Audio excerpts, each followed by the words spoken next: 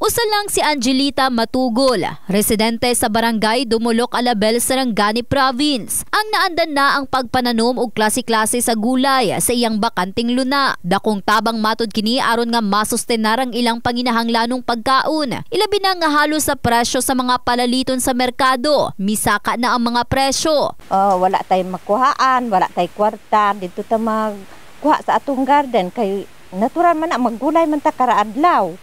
Mao na akong kuan magtanom kog gulay para dili ta kapalit. Kung dito ka sa Jinsan mahal kaayo. Mas maayo pa diri sa ato kay naman tay gamay nga kuan garden.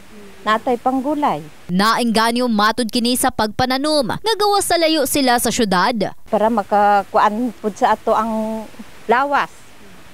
Kung dili ta magkaon og gulay, kuan pud kulang pud ta sa dugo, anemic.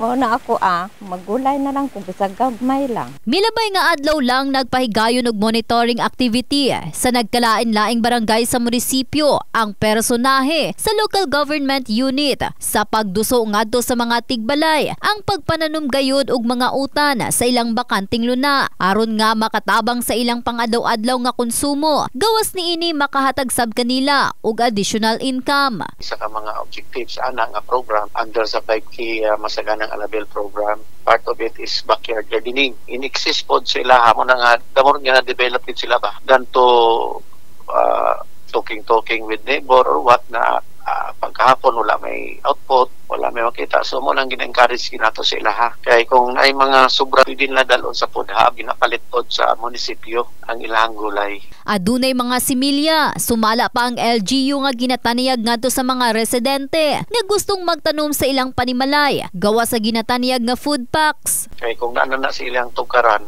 so bugas na lang ilang problema.